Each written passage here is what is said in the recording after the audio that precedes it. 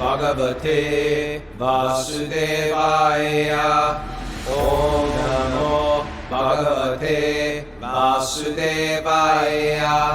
Om Namo Bhagavate Vasudevaya.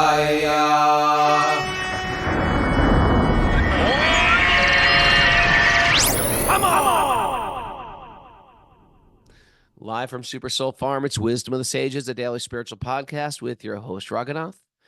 And today, Kostuba is on vacation. He's not on vacation. He's in a meeting. But I have Miss Mara here. It's Q&A day, everybody. Sleep in Saturday. And poor Miss Mara, she needed that sleep in because she's been working her butt off. We had like 35 people here for Mara's wonderful family. You have a very nice family, Mara. I do have a nice family. Somehow really they've nice. Gotten to be a lot of people. I know. Anyway, you know what I'm liking? It's like my old relationship with myself as a devotee, and like going back and meeting family. It was always so strained, and now I've just sort of figured it out, and I figured out how to deal with people that aren't of my aren't my spiritual aren't on my. Oh, I don't feel like a duty to set them straight on their spiritual life. I must have been so annoying. But anyway, I get along with my family well. We had a nice Christmas with my family, and then my own kids. Nice Christmas and your family now. Yeah. And yeah. It was a nice time. And we're getting ready to go to India tomorrow. Yeah. We still got your family here. You know, and they say in Vaishnava culture, the guest is like God. You have to make everybody feel welcome, everybody feel loved, everybody feel taken care of. And you got to pack. All right. You ready for some announcements? Yeah. Okay. So there's no show tomorrow since we'll be traveling.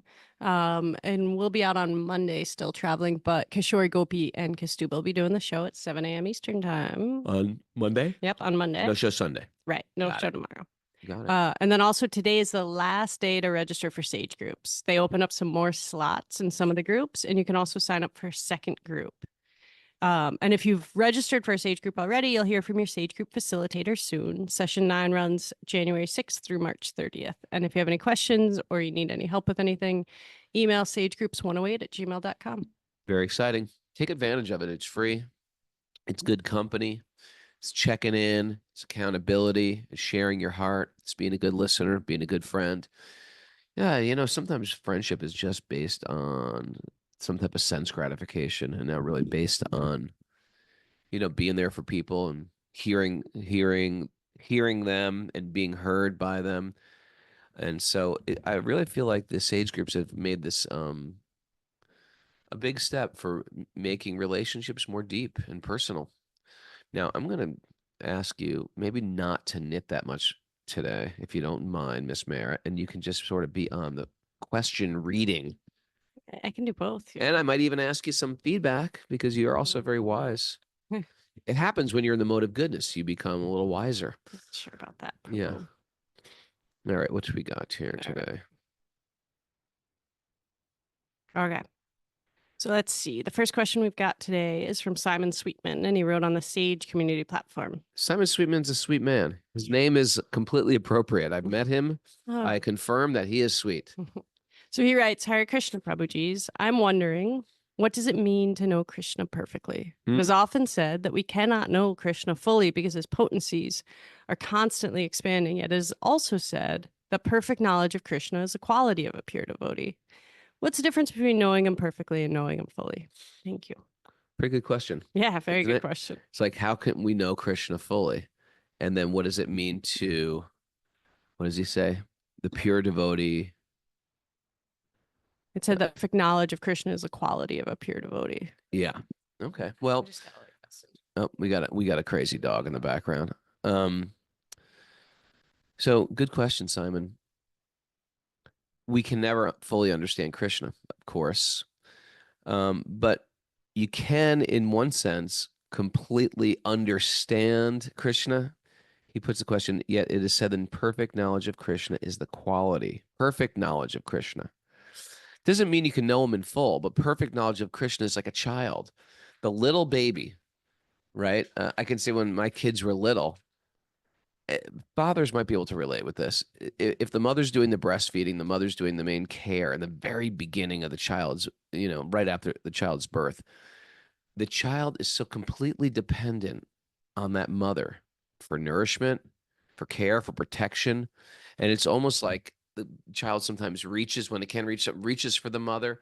And I always felt a little sort of like, even though I'd walk with the babies when they were born and stuff like that, I always felt like I'm getting playing second fiddle to the mother. And I think that's just sort of what happens when the child is breastfed. In that same sense, we have that when we have that dependence on Krishna. Krishna is the source of everything. Krishna gives us nourishment. Krishna gives us information, Krishna is our friend. Krishna gives us the way, the map to escape the maze of material existence. We see Krishna's hand in all the good fortune we have. We see Krishna's hand in something that's quite devastating that's happening in the world or in our family or in our life. But we see some love behind it all. And we have a deep faith that this is Krishna. When we're very happy, we thank God. We thank Krishna. And when we're very distressed, we throw our problems at Krishna's feet. Oh, Krishna. When we're lamenting, when we're sad, when we're full of pain, we go to Krishna also. When all you know is Krishna as your source of, as your complete sustainer, lover, friend, therapist, etc., then you know Krishna fully. And yeah, and that can you understand every facet of Krishna? No, we're like tiny bugs. Of course we can't. But when we develop that full trust in Krishna, and that's why to actually be God conscious, fully Krishna conscious, you don't have to be a great intellectual or an academic.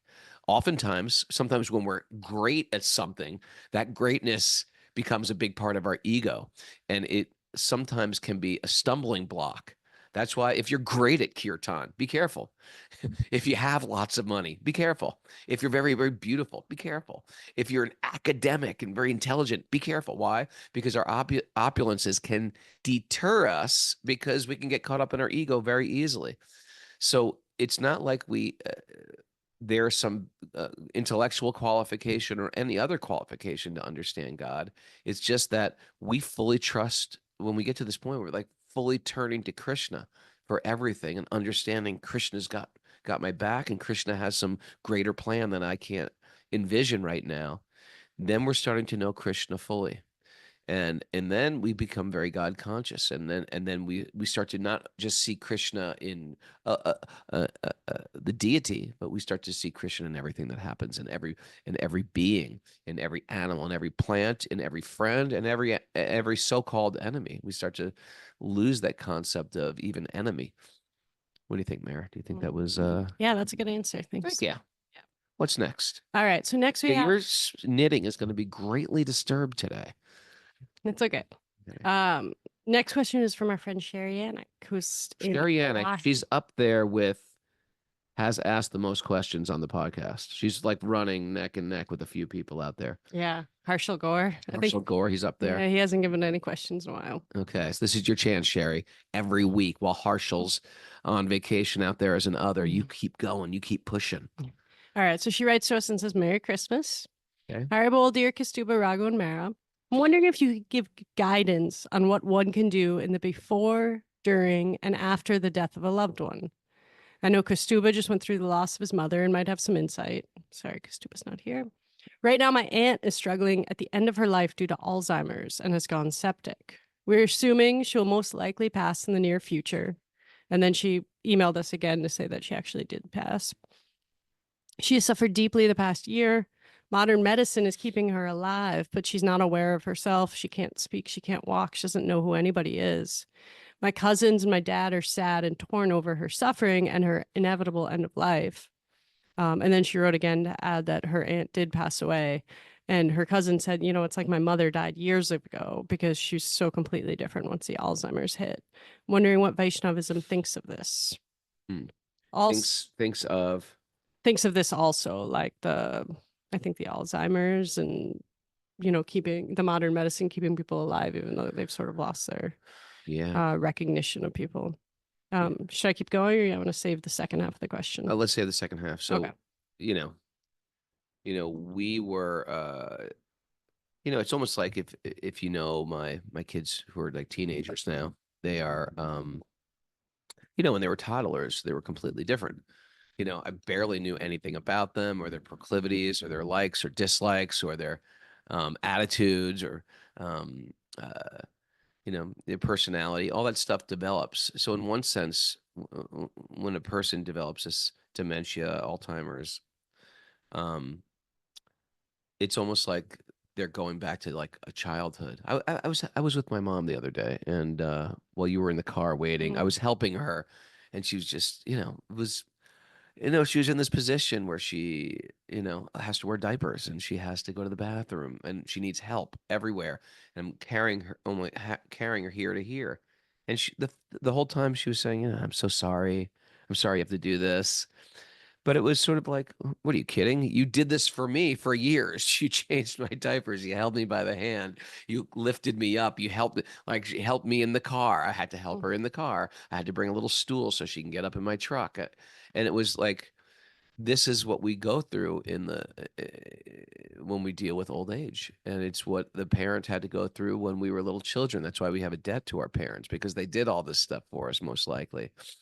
Um, and so, yeah, we have to remember who these people are and what they gave to us, and yeah, we live in a weird situation now where we can extend life, but the quality of life oftentimes is weak, and it's not the best. And we sort of in one sense we say, oh well, we extended the life expectancy, but like, what is that quality of life? But I liked I can relate to this because my father went into a coma, and it was, he was in a coma for 3 years. So I had to try to figure out in my mind, like, how do I relate to him as a father? Do I talk to him like he's listening? Is he not even there?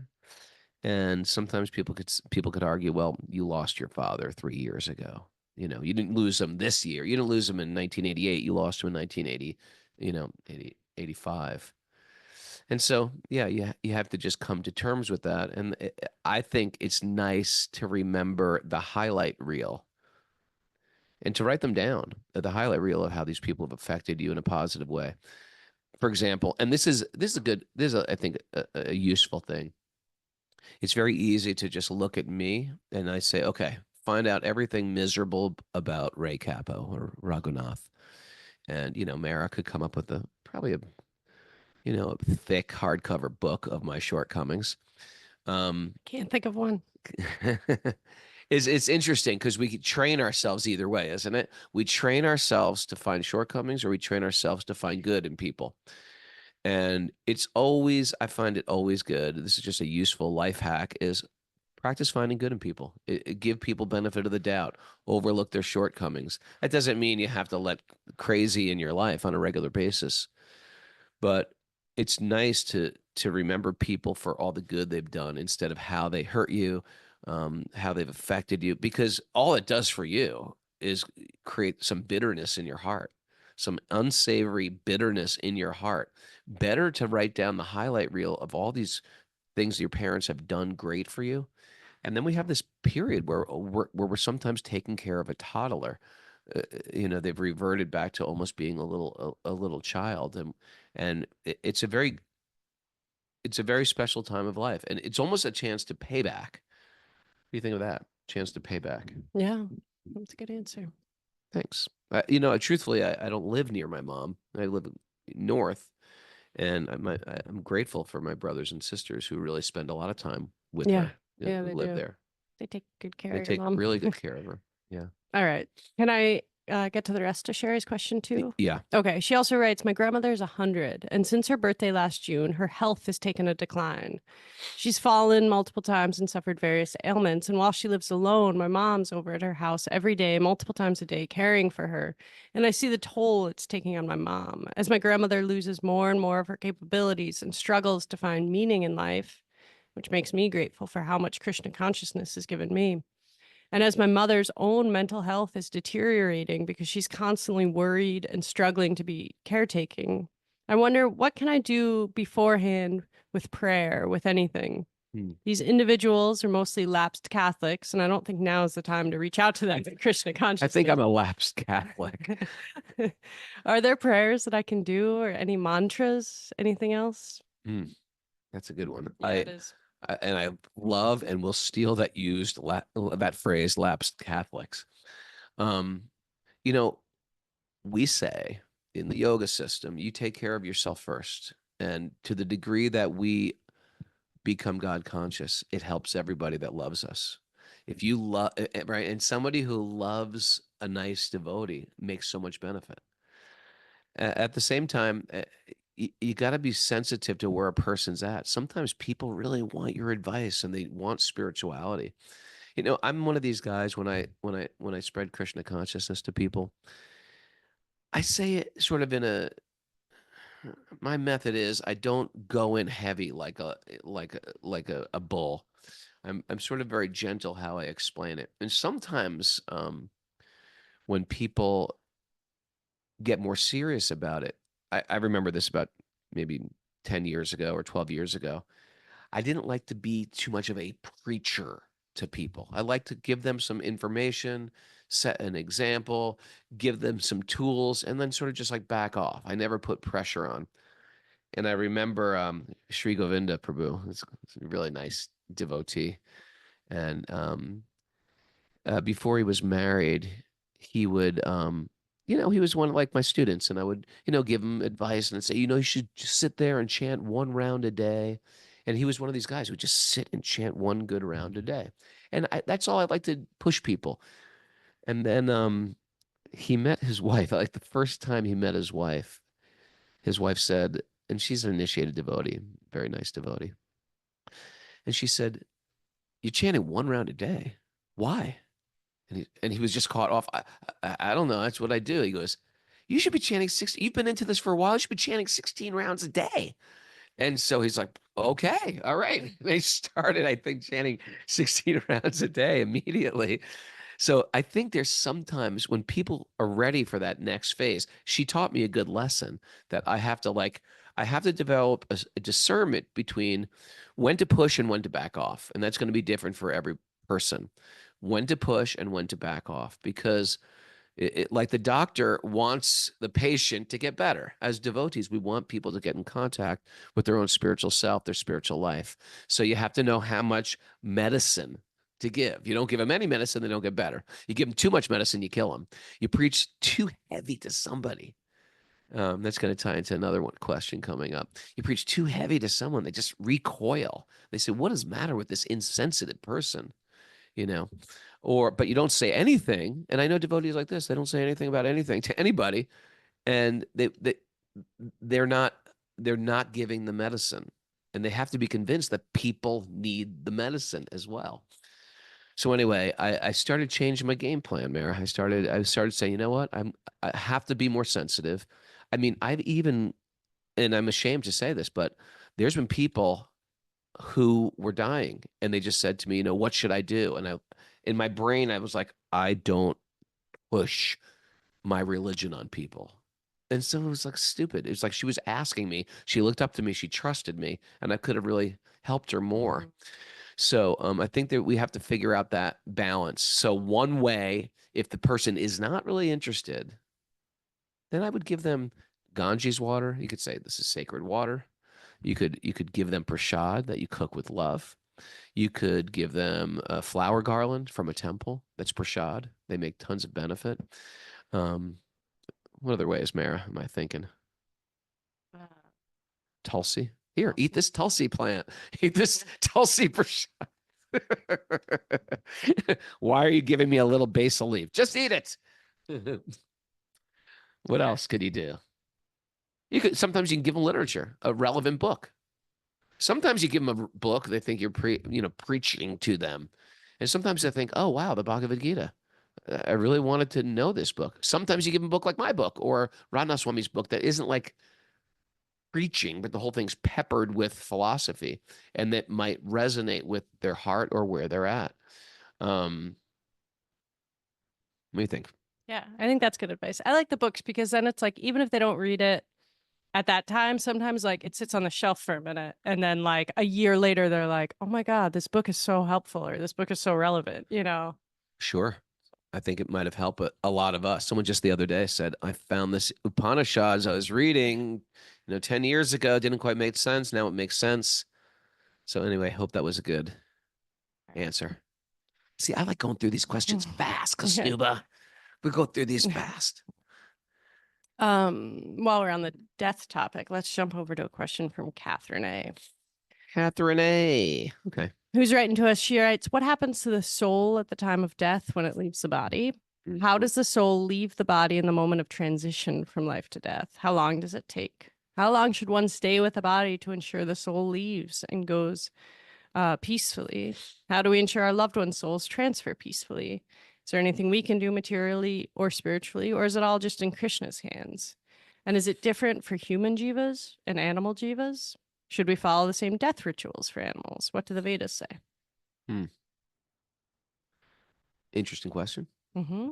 And we've seen historically in the Bhagavatam where Maharaj Chitraketu, that the soul dies, the young boy dies and leaves the body, and then a sage brings the soul back to the body, and the child wakes up and says, "Which father are you? I've had millions of fathers." And it's like caught the father off guard and puts them like in this absolute reality. I think it's, you know, I don't think we have to know everything because you'll hear different, I've heard sometimes immediately, sometimes there's like the Christians say a purgatory. You're sort of doing time between bodies. Um, so I don't think we have to know these things, and I don't think to know them is going to make us necessarily more spiritual. As far as the animals go, yeah, all we can do is sort of give some examples of changing bodies. Um, and also we're trying to figure out this weird thing called time. See, we want to figure everything out. And some things are just beyond us figuring out. For example, I want to figure out like everything from you know, someone was just saying, we figured out the world was round, a few hundred years ago, and now people are talking about a flat Earth. My answer to him was like, we're not figuring out anything. We don't know anything. Like, for example, if I live under my desk or I live in a jail cell, some people are born and die in jail cells or cells. Of the sky is your ceiling. We know very, very little, and we have very limited senses. So we don't know anything. We can just speculate about reality. But even our reality is through the lenses of a human being. If we had more, uh, broader senses, deeper senses that could perceive more, we have very subjected understandings of reality. We only see like in this three-dimensional world. So anyway, my point is when we try to speculate even about time, what do we know? What can we even understand about that as well? Okay, but if we don't know how long that it takes for the soul to leave the body, is there anything that we can do to help them transition peacefully? It goes back to that thing about Ganges. If you become a good devotee, you become there's many like rituals. There's tons of Vedic rituals when a person dies. And on this podcast, we don't go into it we don't go into some deeply. It's not our specialty, but we go with those basic essential things. You become God conscious. Everyone that loves you will make benefit. Then we bring in these sacred articles like, flower garlands, Tulsi, Ganges water, Yamuna water, you know, you know, Shalagram Shilas, or deities or something, pictures or paintings, because these are all affecting the consciousness. I think that was, when our good friend Gopal Chandra left his body. I brought my deities with him. We gave him flower garlands. We had kirtan playing on a regular basis. Those things also affect. You can't cheat the system, though. you know, and there is a system that works, and it's not a system that's even that mechanical. You could bring it in. If that person has to do some other time, so to speak, the Lord will arrange, you know, the universe will arrange for that soul to go where they need to go. Or they could get some special, like triple coupon day, where they get some special benefit because you're playing kirtan at the last moment of their life. And that's also some divine plan. It's your endeavor, it's where they were at, and it's God's mercy all at the same. Those three things are always working together. Okay. I thought that was just Yeah, that's come up pretty with good. that. Yeah. Come up with that. I like that. All right. You ready to move on to the next question? Yeah. Okay. So the next one is from Dennis from Rotterdam. Rotterdam is some interesting hub of devotional service. Rotterdam. Mhm. I don't know what's in the water there, but people are getting into this. There's a lot of hardcore straight edge. There's a lot of hardcore Good straight there, edge too. people from there. Yeah. And some of my good friends became devotees. Roy Ramananda is one of them. And anyway. All right. So Dennis writes to us and says, Happy 1500 and congratulations on your 5-year anniversary. Thank Yeah. you. Thank you. I'm an other from Rotterdam, the Netherlands, and have a question about the individuality of our spiritual essence. Mm. When discussing personal versus impersonal concepts, it is often mentioned that in the personal concept, that we in our spiritual essence remain individual and separated from God as sparks of spiritual energy. Is this individual spark purely a container of our spiritual consciousness? And is each spiritual individual the same in the sense that we are Sat Chit Ananda, or does a spiritual individual also have a unique quality that distinguishes the individuals from one from another? For example, is one individual in their spiritual essence more analytical, and one individual might be more creative, and one might be more playful? Are there other things that distinguishes the spiritual sparks from each other? It's a good question. It's a great question. I would say, of course, they're all individual with all unique with unique characteristics as well. And when you take that unique person, suppose there's an artistic person, a creative person, or musical person, or something like that, and you put them in a dump truck, a gigantic Mack dump truck. Then you put another a person who's athletic and whatever, you know, into health and something like that, and you put them in an excavator. That's one of those big, you know, digging machines. Then you put another person in a Lamborghini. They've got all three different vehicles, but they're all unique individuals. So externally in this world, we have we call it a personality. It's really a false personality. It's a personality of the conditioned mind, a personality of the conditioned body, right? Some people are just born physically like they're just like made to rumble, you know? And some people are born very, very delicate. And it's just like the karma of their body. And then there's a karma of a mind. Sometimes there's people with big, strong bodies, but a very, very soft mind. So we've got this gross body and the subtle body. It's all just a karmic hand that we've been dealt. And then there is the driver of that machine. Now, to the degree that we're in tamas and rajas, we can't even figure out what we are. And we're going about with this vehicle doing things that affect the vehicle and complicate the body in more and more karma. And as we get more into sattva, we get to see that this body has been programmed. This isn't me. I'm a spiritual being, especially as we add spirit to our life. We start to see this is the programming of this machine. And when I engage in this rajasic and tamasic activity, I'm programming in deeper. I'm getting more implicated in this world. So that's why all facets of the yoga system raised to bring consciousness to sattva, to the mode of goodness, and where we have a little bit more vision, where we see that it's actually the gunas are acting upon us and dominating us like a puppeteer is moving a puppet, or a ventriloquist is moving like a ventriloquist dummy.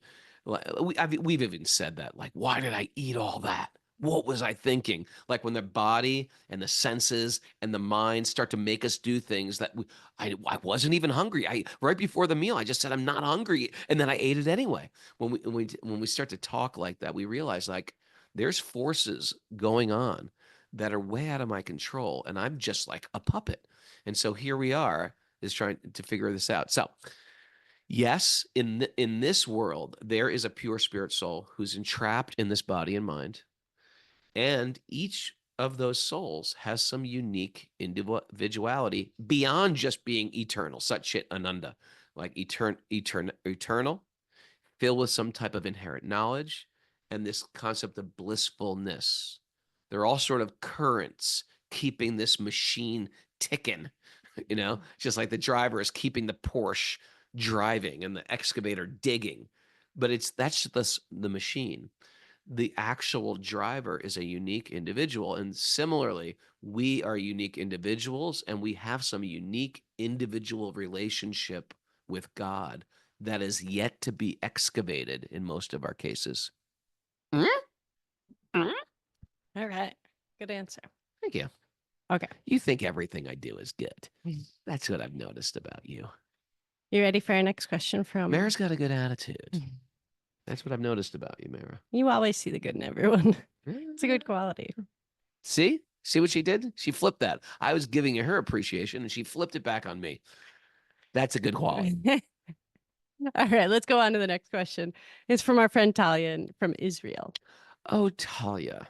Also known as Tarun Priya. Yeah, because my son she loves her friends. so much. Yeah. She writes, Hare Krishna, thank you so much, Raghu, Kastuba, Mara, and Linda, for everything you do. Right. Linda doesn't get thanked enough. Linda. Thank you, Linda. This podcast and community have truly changed my life and continue to support me on my journey. I'm so grateful for your loving, caring, and understanding approach, and I deeply appreciate your service, showing us how relevant the Bhagavatam is for our daily life and struggles, making Krishna super approachable and easier to understand. So here's my question. Sometimes I struggle to balance my emotions with spiritual teachings. When I'm going through something difficult and share it with other devotees, I often get responses like, "You're not the body," or "This is all meant for your growth." I deeply appreciate. Sounds like me. Is she talking about me? No. I deeply appreciate the truth of this, and I know it comes from a caring place as they're trying to help me grow spiritually. However, it can sometimes feel dismissive of what I'm actually feeling at the moment on my human side. This makes me very hesitant to turn to devotees for help and support because I often anticipate a very philosophical response that doesn't always acknowledge my human emotional side. I feel like I just have to show up as this perfect, fully realized devotee when in reality, I feel like I'm a total mess and I'm a beginner on the path. I'm still trying to grasp these teachings, and often they feel more like a concept rather than something realized. I want to be realistic about where I am and acknowledge my emotions and human side without spiritually bypassing them. With that, I want to have a spiritual perspective on the events that happen in my life, and I want it to be real and grounded. So how can I stay connected to my spiritual practice and our philosophy while also being compassionate with myself when I'm struggling and allowing space for my human side? I love this question. It's a good question. It's a great question. When I'm there for others, how can I offer support in a way that isn't overly philosophical, but also acknowledges and empathizes with their human experience? And when others give me advice that feels too philosophical, is it okay for me to express that by saying something like, "I really appreciate this perspective, but I'm finding it hard to connect with it right now"? Yeah. How can I approach these conversations with honesty while maintaining respect for them and for the teachings? Thank you so much for your guidance and support. It truly means a lot to me. Oh, we love you, Talia. Yeah. I'm going to take a divergent squirrel here for a moment, but it's got something to do with this. The old drummer of Shelter, his name is Akendra Das. Some of you know him. He's a very eclectic, deeply intelligent, and very talented musician. He can play everything, and he can write songs, and he's really funny, and he's really insightful.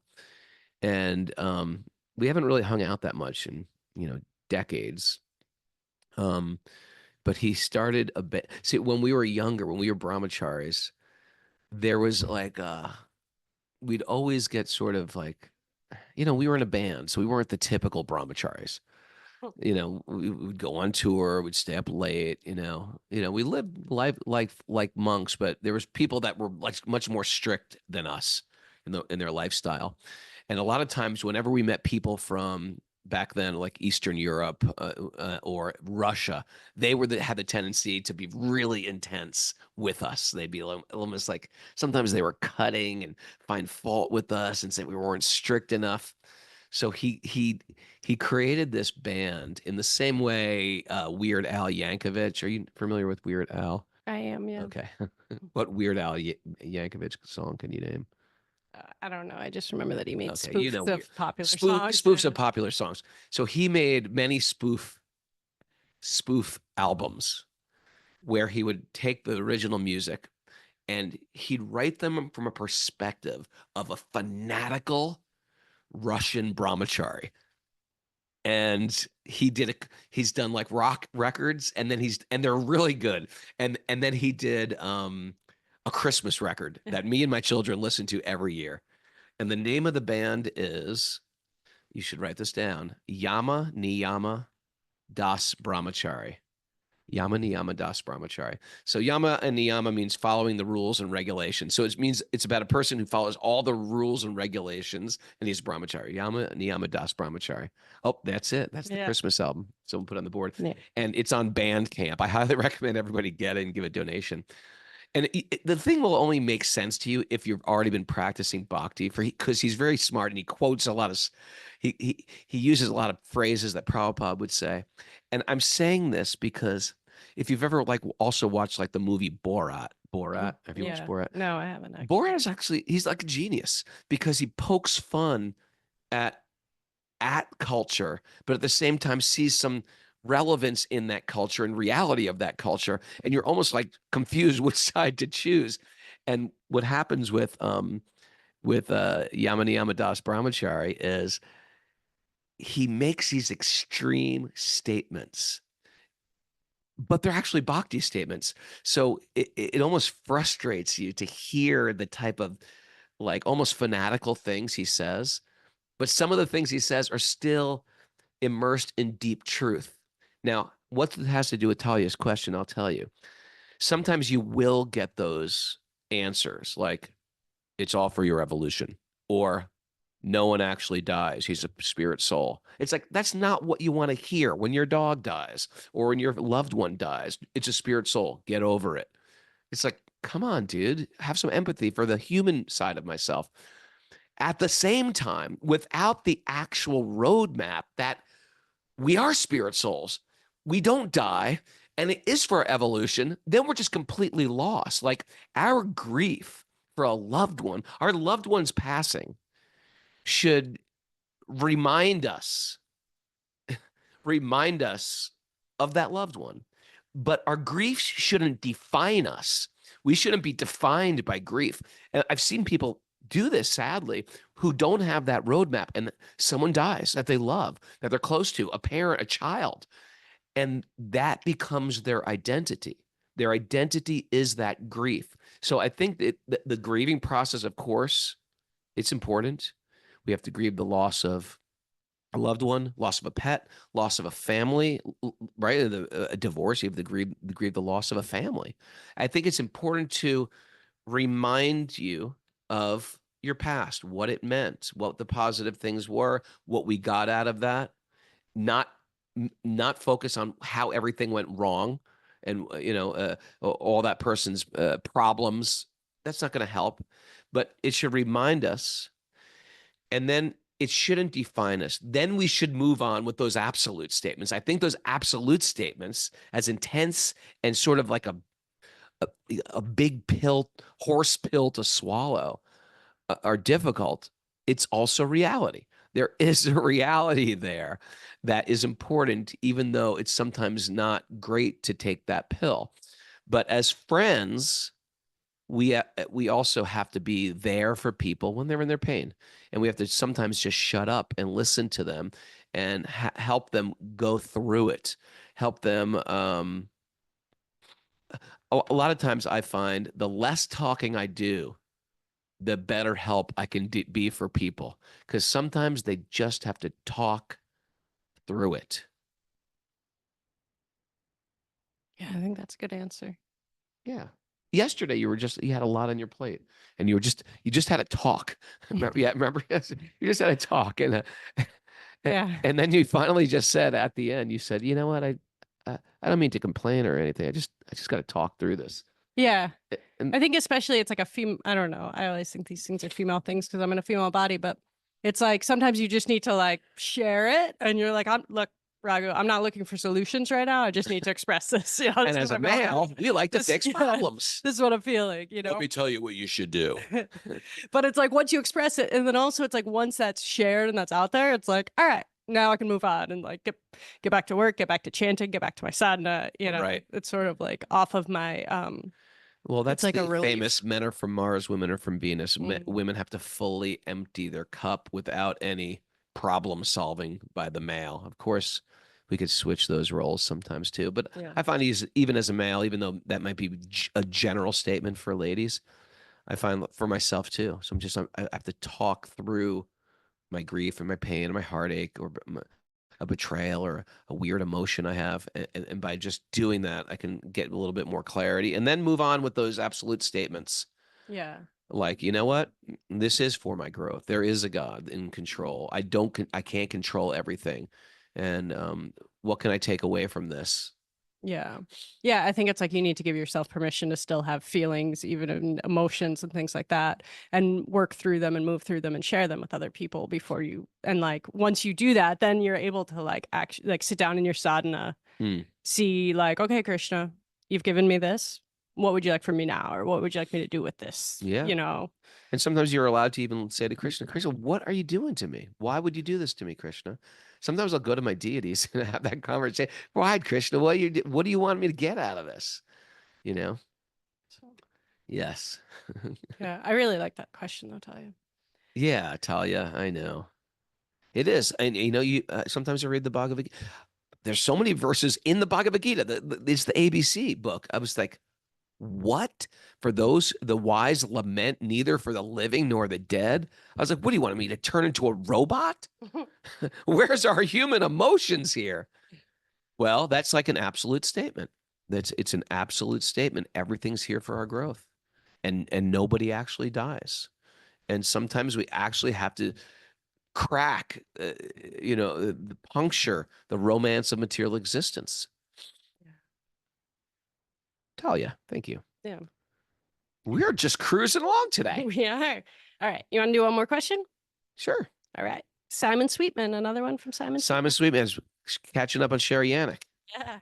All right. So he writes to us, Hare Krishna, and thank you for the years of loving sustenance and laughs this has provided for all your listeners. Aww. He writes, how do you manage your literature life? After finishing once each the Mahabharata, the full Gita with purports, and first 10 cantos of Srimad Bhagavatam over the past 4 years, whenever I have some time to read, I feel like I should focus only on finishing my study of Bhagavatam. After that, I'll start Chaitanya Charitamrita. Then there's the ongoing study of the fundamentals in the Gita. I do listen to audio versions of Chaitanya Bhagavat and Krishna book on repeat, but what about the poetry of our guru lineage or contemporary memoirs? How will I ever read Indradyumna Swami's, Indradyumna Swami's memoirs or Prabhupada Lilamrita or even Punkta Monk? Guess I read Punkta Monk, Simon Sweetman. Double that. So what should he do? I like how he's done this methodically. I think that I think there is a good methodology. There's also some times where I enjoy just hearing Krishna's Leela, that I just want to hear Krishna's Leela. And then I go through the phases where I just want to hear Lord Chaitanya's Leela. Last year we were in Mayapur and I said, we're just going to read Lord Chaitanya's pastimes. We read the Chaitanya Bhagavat. And I like having the Bhagavatam on a regular basis. But it's nice to have a program. Like this is when you want some philosophy, you have a philosophy book that you lean into. If you want some like entertainment book of like an adventurous book like Raghunath Swami's or like my books, where it sort of doesn't feel like you're reading philosophy, but the whole thing is also philosophical. But sometimes we need that sort of as whatever, recreation perhaps, when you're not just, you don't feel like studying scripture every day. But at the same time, by studying truth on a regular basis, by studying Bhagavad Gita every day, or reading Mahabharata or reading the Bhagavatam every day, it has an effect, a cleansing effect. And then you and you mix it around and you can go into deep dives of each one. I like the fact that you said, I read the Bhagavad Gita and the purports. I read up to the 10th canto and, it's great. It's nice to break it down with that. I also like to dive into Prabhupada's pastimes. And there's so many good Prabhupada stories of the Acharya when he was on the planet by people who are still on the planet, maybe for only a decade more. But we've got all these great books, what it was like just to travel with Prabhupada. And here, I was telling Mary yesterday because, or a few days ago when I went to Brooklyn to see my brother, we went to The original Henry Street Temple. the original Henry Street Temple, which was, a sacred place. And I was thinking like, and sometimes I'll criticize the 1.0 Hare Krishna movement for being so intense with everything, intense about everything. Everything's intense. But I was thinking like, and sometimes I'll say, oh, I'm glad I got into Bhakti at this stage. You guys should be lucky you got into the Bhakti at this stage. It's much less fanatical. It's much less culty. But I will say, it took that Hare Krishna 1.0 to really do what they did and establish firm roots in this world. It took that type of guru nishta and dedicated focus so that we can sort of just, we were saying like Hare Krishna 2.0. I couldn't say, okay, Mara, you like Bhakti? You're in my yoga class. You seem to like Bhakti. You seem to like Kirtan. Okay. I want you and Seth Lieberman and Cody to go to a Mayapur and open up a temple, figure out how to buy land, how to sleep in a field. You might get malaria. You might get malaria. Dysentery. There's no clean water. There's no potable water. And I just want you to figure it out. But what about funds, Raghunath? You'll figure that out. Just don't leave that up to me. You'll have to fundraise, and then I'm going to send like Chief and Lori, you guys, I know you're comfortable on that couch right now. I'm sending you to Africa and you're going to open temples in Kenya and one in Cape Town. And this is your plan. Okay. What funding, what funding do we have? You have no fun. You figure that out. You got to figure that out. Are you here to serve the guru or are you here to, just live in luxury here? Like, I don't think 2.0 is ready for those orders from the guru that we just drop everything, but that's what that first generation did. They were just like they were just out there plowing through. They were like the Lewis and Clark of the Hare Krishna movement, like making trails. And then, me and the Chief and Lori and Mara, we're just cruising into Mayapur, figuring out what cafe we want to go to today. That's like the best devotee pizza here. These are our biggest worries. We're not worried about hepatitis or malaria. Which cafe on the Mayapur campus should we go to after darshan, after we've stuffed our face with all the Maha sweets? That's where our heads are at. It's true. I don't know how we got. I don't know how we got talking about that. But back to Simon Sweetman's literature strategy. So, what do you have like a strategy for? I think it depends where a person's at. Some people are very philosophically inclined, and I'd say read the Bhagavad Gita with the purports if you're philosophically inclined. I'll tell you something privately. I wasn't philosophically inclined to read the Bhagavad Gita. I knew about Bhakti. I had a Bhagavad Gita in my house for like 3 years, never read it. I got to chapter 1, verse 1. I was like, I cannot read this. It was just like a mental Dhritarashtra said, when my sons and the sons of Pandu assembled on the battle of Kurukshetra, I was like, I'm closing this book and I may never reopen it. So it took simple books to get me into Bhakti. It took talking to devotees to get me into Bhakti. Sometimes I love the Krishna book. I couldn't read that book for like 3 years. It was just first of all, it's very philosophical and dense because Prabhupada mixes in the purports. Then it's like a story, which for me at that time, Krishna's story seems so fantastical. It's like, I want a little bit more philosophy than these children's stories. It's like, it really depends on who you are. I know other people are just, I love the Krishna book. It really depends on who you are. And some people need to read things without purports. It just helps them keep the flow of the story going. I like the Mahabharata because I feel like it's an action-packed story. I always like, challenges. War attracts me. Devotion attracts me. Mystical mantras and sages attract me. And it sets the entire scene to actually read the Bhagavad Gita. Matter of fact, I really dove into the Bhagavad Gita and appreciated it after I finished the Mahabharata. Yeah. You know, yeah. So if you had Bhagavad Gita, Srimad Bhagavatam, or Mahabharata, you know, Prabhupada biographies, my biography, Radhanath Swami's biography.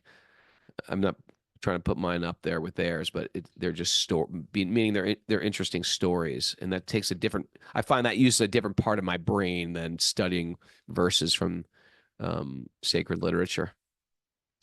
Yeah, for myself, I was really attracted to the Prabhupada Leela. I felt like was sort of my gateway into a lot of this stuff. She's a Prabhupada girl. I am.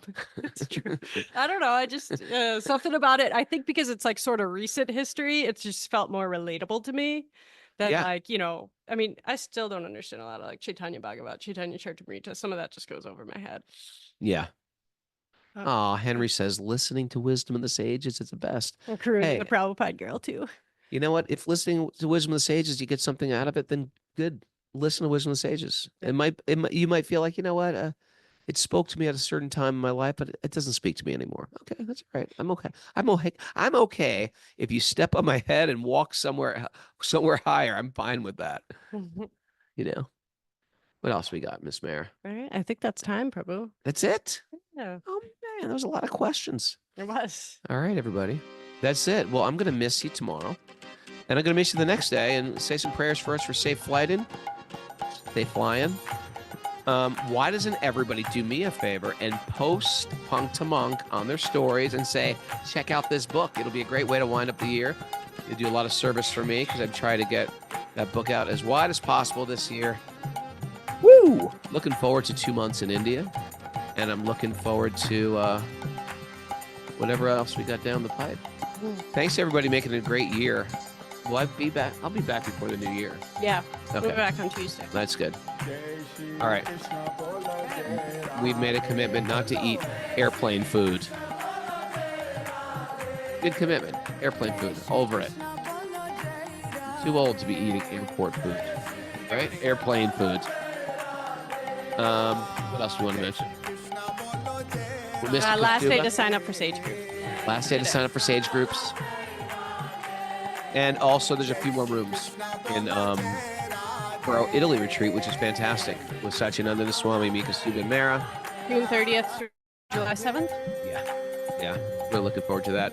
And we're going to announce soon all the Super Soul events that are going to happen in this year. We usually do 2 Wisdom of the Sages events there. Me and Lori Pag are going to do a retreat there. Bobby Marchand is going to do a retreat there, a ladies' retreat. And we do Chant Camp. That's always a winner. There's a rumor that there could be something with the Mayapuris. Oh, yes. In April, we're going to do a Mayapuris retreat. All of them. Kishore, Vishwambar, and Bali are coming up for a retreat in April. Who would be interested in that? If you are, spread the word. Really, they're going to do a 3-day retreat or a 1-day full-on retreat. Trying to figure that out. Love you guys. Can I see who's here before we go by?